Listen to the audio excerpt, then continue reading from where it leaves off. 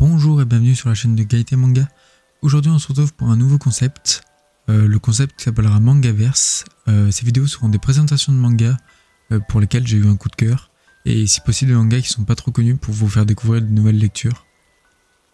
Alors pour ce premier Mangaverse, nous allons parler de Ce que j'ai à te dire, de Jung Ji-hoon, notamment de The Boxer, pour son œuvre la plus connue, mais également de Horizon, un très bon manga en 3 tomes.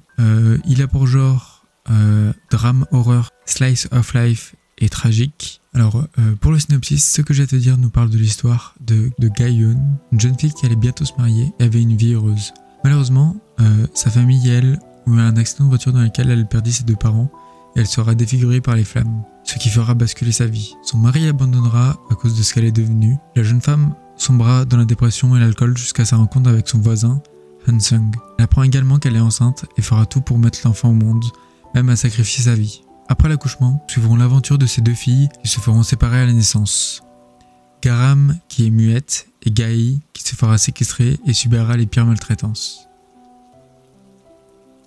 Donc dans un premier temps, j'ai beaucoup apprécié ce manga qui, bien que plutôt difficile à lire car il parle de sujets durs et nous montre des successions de malheurs, mais le manga reste fidèle à lui-même. Et nous montre que même si le monde est rempli de tristesse, il restera toujours de l'espoir. Un des points forts de ce manga est son dessin. L'auteur a décidé de mélanger de la couleur et du noir et blanc, ce que je trouve vraiment très pertinent pour cette histoire et très original.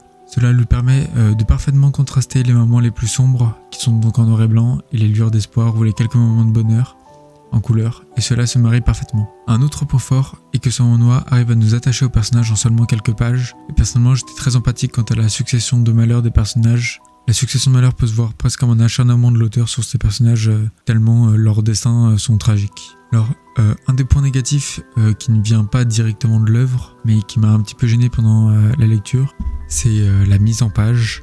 Parfois les cases elles s'entassent les unes sur les autres, ce qui peut gêner la lecture, mais également gêner la compréhension de l'œuvre. Je déconseille de lire ce manga pour les gens qui sont très sensibles ou qui sont dans une passe compliquée, parce que ça dépend généralement très sombre. On peut dire que cette œuvre est vraiment très belle, malgré les nombreux sujets graves, même très graves qui y sont abordés. Les dessins sont marquants en passant de la couleur au noir et blanc, ce qui rend pour moi cette œuvre unique. Si vous aimez les autres œuvres de l'auteur, celle-ci pourra clairement vous plaire. N'hésitez pas à me dire dans les commentaires si vous connaissiez cette œuvre ou si la vidéo vous a donné envie de la découvrir. Merci beaucoup d'avoir regardé jusqu'au bout. N'hésitez pas à lâcher un pouce bleu et à vous abonner si vous voulez plus de nouvelles vidéos dans ce nouveau concept. Encore merci et à très vite.